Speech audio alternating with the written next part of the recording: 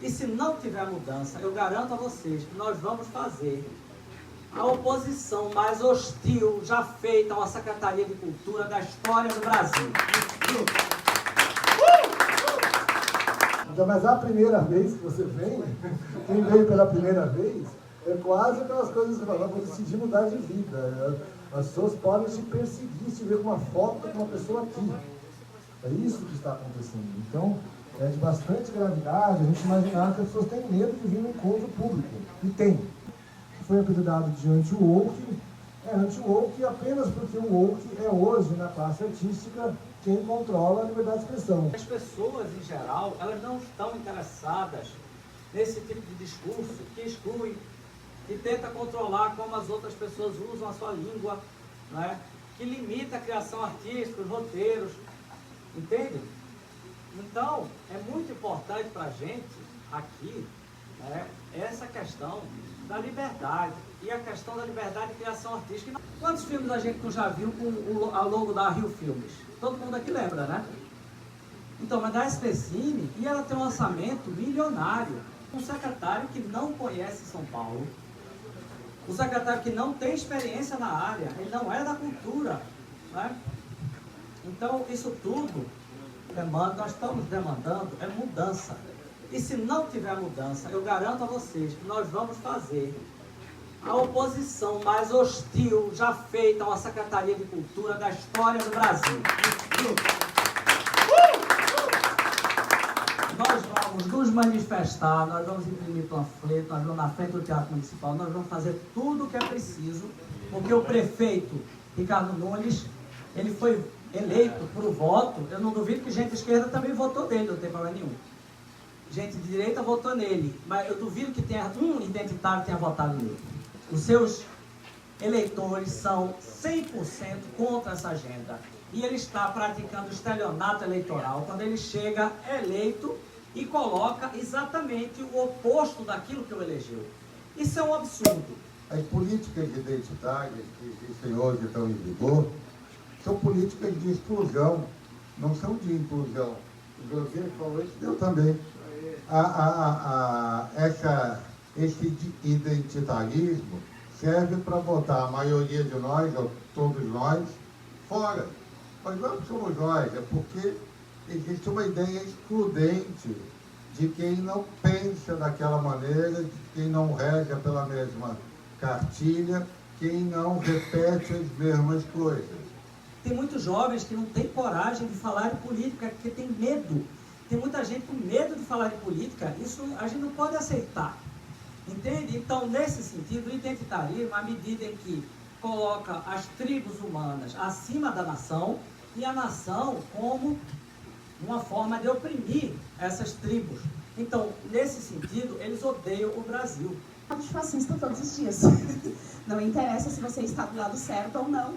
Você é chamado de fascista porque toda a comunicação e toda a parte cultural está na mão dos outros. Então, acho que esse é o primeiro ponto.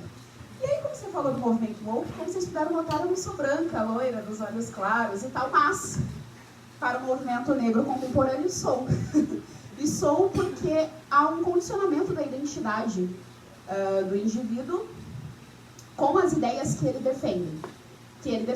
Como não defendo o movimento woke, não defendo a agenda marxista e tal, automaticamente não sou respeitada pelos meus pares do movimento negro militante contemporâneo, mesmo sendo negra, e são os primeiros a serem racistas comigo. Em 2015, eu já havia escrito vários textos, alguns poéticos, alguns artísticos, e fui descoberto pouco antes de 2015 por um sujeito chamado Olavo de Carvalho, que nunca reparando para minha ideologia ou meu posicionamento político, me incentivou. Eu fui, muita gente desconhece isso, que eu sou um liberal, um princípio conservador, e eu fui beneficiado de uma coisa chamada Lei Rouanet. E fiz, e recebi, e fiz, modéstia à parte, muito bem.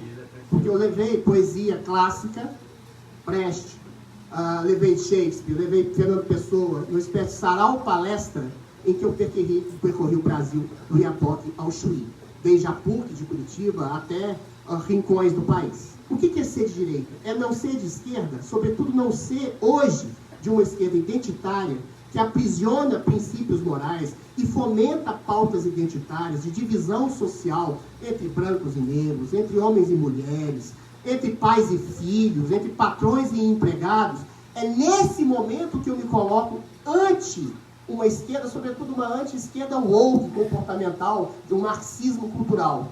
E, eventualmente, eu, como beneficiário, que fiz um bom uso da Lei Rouanet, fico muito entristecido quanto às leis de fomento cultural, e eu não tenho problema com o Estado fomentar a cultura. Um dos grandes artistas da história da humanidade, chamado Michelangelo, foi fomentado por um Estado chamado Vaticano.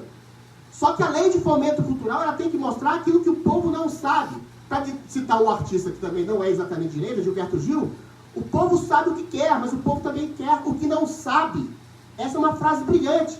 E o Estado tem esse poder de fomentar. Agora, esse é um defeito do que se chama de direita brasileira. Porque a direita brasileira, isso é uma autocrítica que eu faço, que hoje eu sou visto como um espectro da direita, que a direita sempre menosprezou a cultura e a educação. Em grande medida. Se não fosse o Josias e outras pessoas aqui, a gente não estaria nem falando disso, porque a gente é oriundo de uma direita tecnocrata dos anos 70, que achava que isso era coisa de artista, era coisa de intelectualoide, era coisa de universidade. Aí todas as universidades, as instituições culturais, a classe artística foi cooptada por um princípio ideológico.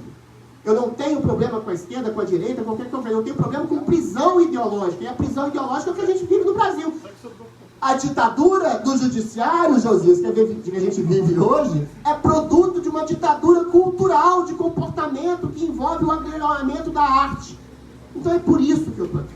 Eu fui de BBB, eu fiz Lei Rouanet, eu sou um liberal, mas nem tanto, eu sou um conservador, mas nem tanto, mas eu sou contra a ditadura de qualquer espécie. E a pior ditadura que o Brasil vive hoje é a ditadura cultural.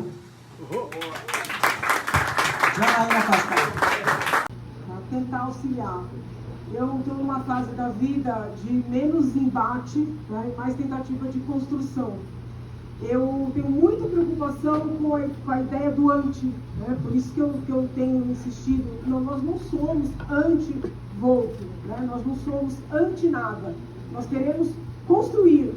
Né, alguns colegas já falaram dos editais aparentemente direcionados, seja para favorecer grupos, seja para excluir grupos.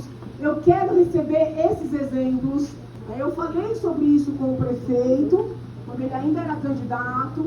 Até passei por uma situação que no primeiro turno eu não votei no prefeito, tá? Não por uma questão pessoal com ele, mas porque eu gostaria de rediscutir isso tudo. Tá? Então o compromisso é, tragam, por favor, os detalhes, entendeu? Tragam as evidências. Eu vou sentar com o secretário, com a equipe dele, para entender. Nós precisamos entender o que ele vai desenvolver, porque se nós não levarmos algo mais concreto, nós seremos excluídos como os anti.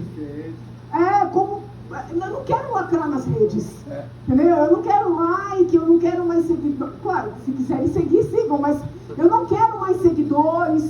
Eu não quero voto. No sentido, a ideia não é assim, olha, eu vou criar um nicho para poder ser eleita. Desculpa, dane-se a próxima eleição. Né? Nós não sabemos se estaremos vivos na semana que vem. Entendeu? No campo do concreto. Eu não vou subir na tribuna e gritar e fazer lacrações. Não é do meu perfil. Né? E agora com 50 anos de idade, menos ainda. Né? Menos ainda. Agora, trabalhar para a gente construir, né, uma cidade mais plural, e essa cidade mais plural passa, e aí é uma crítica construtiva a quem é de direita, né, ou quem está na direita, por abrandar discursos. Por que a esquerda voltou para o poder?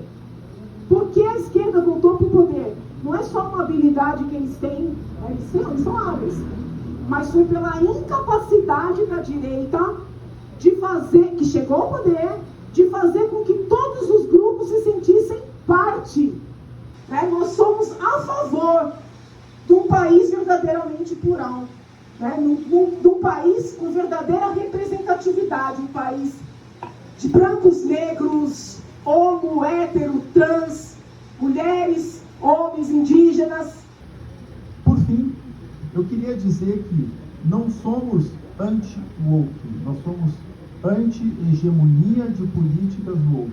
Quem são anti são eles. Na minha opinião, eles são anti-cristãos. Se você observar, as políticas woke são essencialmente anticristãs, são anti-homem hétero branco, anti-isso, anti-aquilo. Eles são anti. Nós somos. E a gente precisa modificar isso. Obrigado.